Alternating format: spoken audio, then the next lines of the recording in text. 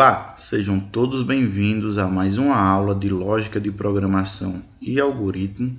Estamos entrando na nossa quinta apostila.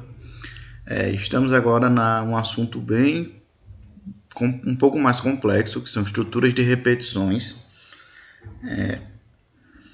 Vamos estudar algumas estruturas, certo? E vamos aprender elas e ver como executar e como elas facilitam o nosso trabalho na hora de programar. Certo? Estamos aqui seguindo a apostila de Lógica de Programação e Algoritmo da Unifavene. Eu sou aluno da Unifavene de Sistema de Informações e vamos dar continuidade aqui à atividade. Estrutura de repetições. Olá!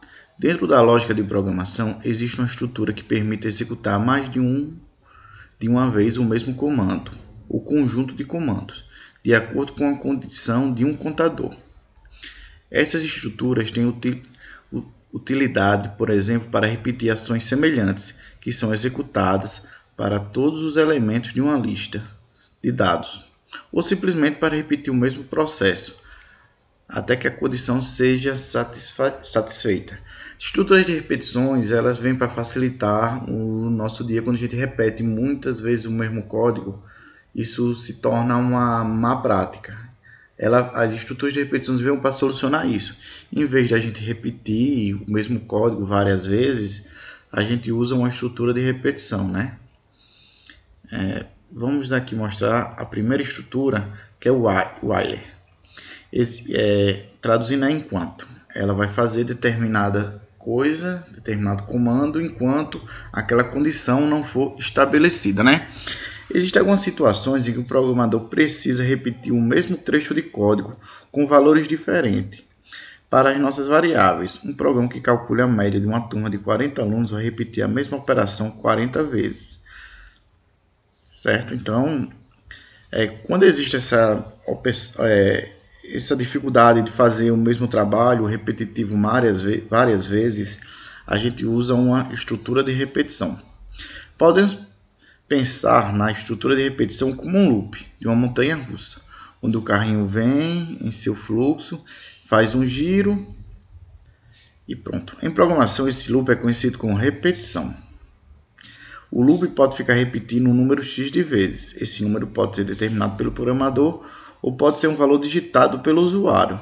Em todos os casos, esse valor ficará armazenado em uma variável que é conhecida como contador. Um detalhe: você pode dar um nome que quiser para essa variável, mas lembre-se que é legal usar o nome de uma variável ter relação com o significado, né? A gente geralmente, é uma boa prática atribuir, se eu vou atribuir um nome para aquela variável, eu posso colocar o usuário, o e-mail, para ficar mais fácil até de eu entender para que aquela variável funcione futuramente, porque se eu colocar uma variável qualquer coisa é o nome da variável. Quando eu for ver, qualquer coisa faz o quê? Né? É interessante a gente saber dar um nome que dê um significado para isso.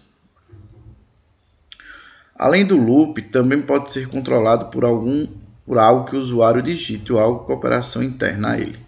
Imagine calcular a média seja digitado, até que seja a matrícula do aluno. O loop então encerra quando o resultado da operação.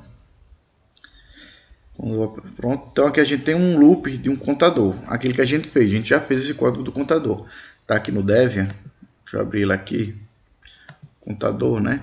Eu vou copiar e executar ele contou de 1 a 5, mas digamos que eu queira, vamos contar aqui, ele tem ao todo, essa parte aqui principal, tem 5 ao 13, tem mais ou menos 2 linhas para ele contar um número. Se eu quiser que ele conte até 10, deixa eu aumentar aqui, tá até 5, vou botar para ele contar até 10, né? Eu vou duplicar aqui, vamos copiar e executar. Ele contou até 9, faltou mais um para contar até 10, mas tudo bem. Se eu quisesse que ele contasse até 20, vamos ver aqui, ele só vai contar até, porque começa em 1, aqui no caso acho que ele conta até 18. Vamos copiar e executar, ele conta até 17. Mas assim, se eu for contar até 100, vocês estão vendo a quantidade de código que vai se repetir ele contar até 100, para isso vem os contadores, vem o white, né, que ele vai fazer tal operação até determinado coisas seja atingido. A estrutura do white ela é simples. Vai ter uma variável que vai ser o contador, ela vai iniciar em 0, certo? Aí ele vai pegar o contador e vai aumentar 1 até chegar em 5, for menor que 5, né? Então vamos ver isso aqui na prática. Aqui está aquele código, ele vai contar até 5. Vamos dizer que eu queira que ele conte até 10. Não vou aumentar linha nenhuma no código, eu vou apenas mudar o contador para 10. Se eu quiser que ele conte até 100, aumentei apenas um 0. Não é? Vamos ver 1000. Vai ser a última tentativa, porque se eu colocar mais de 1000, ele vai demorar um pouco para compilar. Ó. Ele demorou alguns segundos para compilar. Menos de um segundo, na verdade, né? Foi meio segundo. Mas, vocês viram como é mais fácil com o contador? O contador ele é bem mais prático para essa determinada situação.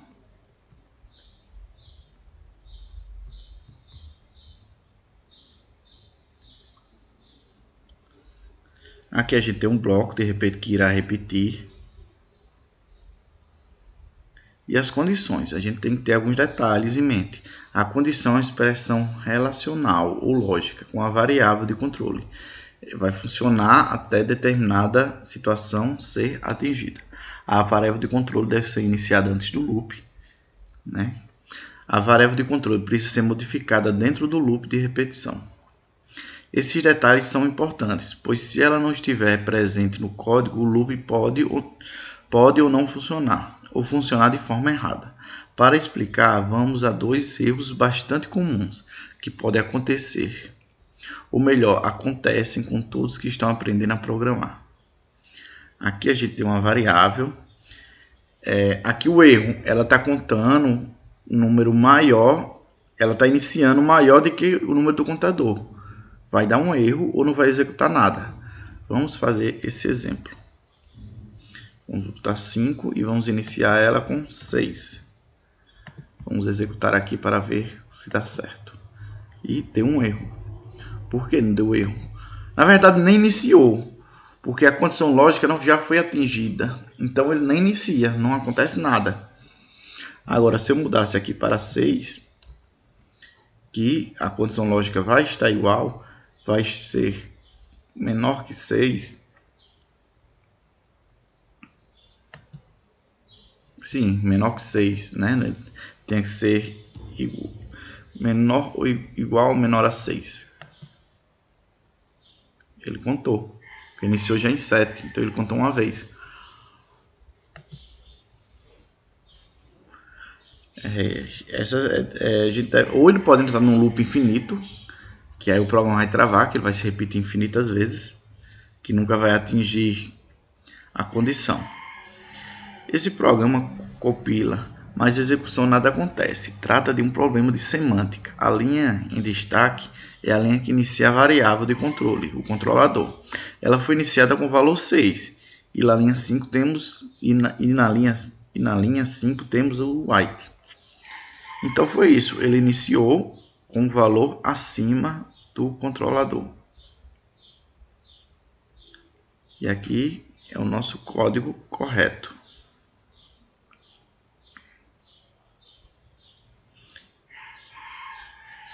De VI.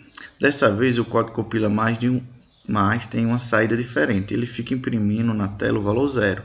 Isso vai acontecer quando sempre dizendo que infinitas vezes esse problema é conhecido como loop infinito. Foi o que eu estava explicando. Ele nunca vai atingir a situação e o loop vai ficar infinito. O contador vai começar em 0. Ele sempre vai contar mais 0. Vamos fazer esse teste, né? Vamos fazer aqui. O contador vai iniciar em 0.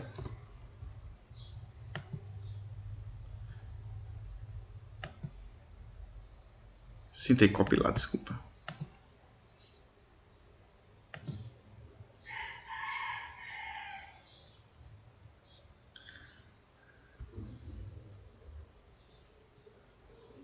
contador. Aí o contador vai iniciar em 0, vai retornar 0.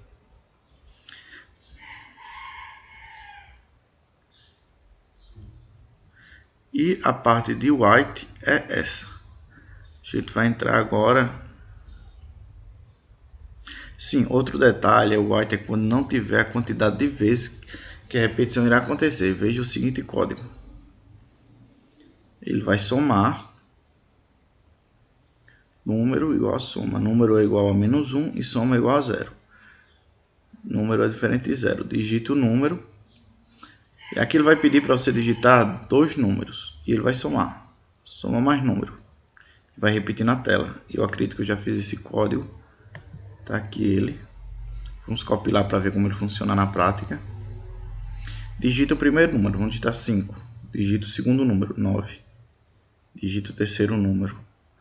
Ele só vai encerrar o programa, ele vai somar todos esses números. Quando a gente digitar 0. Somou. Tá certo? Somou todos esses números e o 0 é para finalizar. Esse é um código bem interessante, é bem útil, que ele vai estar sempre somando. A gente pode usar isso como uma calculadora. É bem mais prática do que aquela calculadora. Então a parte de white foi essa. A gente vai na próxima aula ver. Deixa eu ver aqui na apostila o que, é que a gente vai ver na próxima aula. A gente vai ver for, né? Que é também bem usado e bem útil. Então na próxima aula a gente vê for. Fiquem todos com Deus e até a próxima aula. Espero que tenham gostado. Deixe o like e se inscrevam no canal.